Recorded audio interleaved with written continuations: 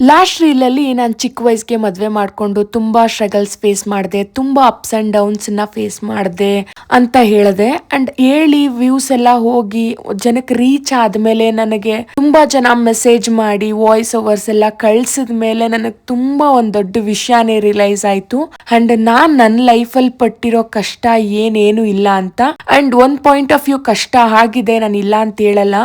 But ಅದೇ ಥರ ಅದಕ್ಕಿಂತೂ ಜಾಸ್ತಿ ಜನ ಕಷ್ಟಪಡ್ತಾ ಇದ್ದಾರೆ, ನೋವು ಅನುಭವಿಸ್ತಾ ಇದ್ದಾರೆ. ಇವತ್ತಿಗೂ ಯಾರದೇ ಸಪೋರ್ಟ್ ಇಲ್ದಿರ ಒಳಗಡೆನೆ ಸೈಲೆಂಟಾಗೆ ಕೊರಗ್ತಾ ಇದ್ದಾರೆ. ಏನು ಮಾಡಬೇಕು ಏನು ಮಾಡಬಾರ್ದು ಅಂತ ಗೊತ್ತಿಲ್ಲದೆ ತುಂಬ ಒದ್ದಾಡ್ತಾ ಇದ್ದಾರೆ ಇವತ್ತಿಗೂ ಹೆಣ್ಮಕ್ಳು. ಆ್ಯಂಡ್ ಅವ್ರಿಗೂ ಚೆನ್ನಾಗಿ ಬದುಕಬೇಕು, ನನ್ನ ಜೀವನ ಚೆನ್ನಾಗಿ ಕಟ್ಕೋಬೇಕು ಅಂತ ಆಸೆ ಇದ್ದರೂ ಅವ್ರಿಗೆ ಯಾವುದೇ ರೀತಿ ದಾರಿ ಸಿಗದೆ ತುಂಬಾ ನೋವು ಅನುಭವಿಸ್ತಾ ಇದ್ದಾರೆ ತುಂಬ ಜನ ಹೆಣ್ಮಕ್ಳು. ಆ್ಯಂಡ್ ನನ್ನ ಎಕ್ಸ್ಪೀರಿಯನ್ಸ್ ಆಗಿ ನಾನು ಒಂದು ಹೇಳಕ್ಕೆ ಇಷ್ಟಪಡ್ತೀನಿ.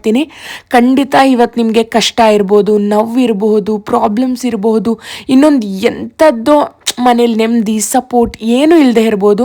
ಟ್ರಸ್ಟ್ ಮೀ, ತಾಳ್ಮೆಯಿಂದ ಇರಿ. ಖಂಡಿತವಾಗಿ ನೋವಾಗುತ್ತೆ. ನಾನು ಅದನ್ನು ನೋವು ಆಗೋದಿಲ್ಲ, ನೋವು ಮಾಡ್ಕೋಬಿಡಿ ಅಂತ ಹೇಳಲ್ಲ. ಖಂಡಿತವಾಗ್ಲೂ ನೋವಾಗುತ್ತೆ, ಬೇಜಾರಿರುತ್ತೆ. ಬಟ್ ಪೇಷನ್ಸಿಂದ ಇರಿ, ಬೇಜಾರು ಮಾಡ್ಕೋಬೇಡಿ. ಆ್ಯಂಡ್ ಒಂದೇ ಒಂದು ಗಟ್ಟಿ ನಂಬಿಕೆ ಇಟ್ಕೊಳ್ಳಿ, ನಾನು ಏನು ಬೇಕಾದರೂ ಮಾಡ್ತೀನಿ. ನೀವು ಏನೋ ಒಂದು ಮಾಡಬೇಕು ಅಂತ ಪ್ರಯತ್ನ ಪಡಿ, ಸಣ್ಣ ಪ್ರಯತ್ನ. ಆ್ಯಂಡ್ ಅದು ಗಟ್ಟಿಯಾಗಿರಲಿ. ಆ್ಯಂಡ್ ಮನಸ್ಫೂರ್ತಿಯಾಗಿ ಪ್ರಯತ್ನ ಪಡಿ. ನಾನು ಏನೋ ಒಂದು ಮಾಡಬೇಕು, ನಾನು ಚೆನ್ನಾಗಿರಬೇಕು, ನನ್ನ ಜೀವನ ನಾನೇ ಚೆನ್ನಾಗಿ ಕಟ್ಕೋಬೇಕು, ನಾನು ಚೆನ್ನಾಗಿ ಬದುಕಲೇಬೇಕು ಅನ್ನೋ ಹಠ ತುಂಬ್ಕೊಳ್ಳಿ. ಆವಾಗ ನಿಮ್ಗೆ ಯಾರು ಅಡ್ಡ ಬರಕ್ಕೆ ಸಾಧ್ಯನೇ ಇಲ್ಲ.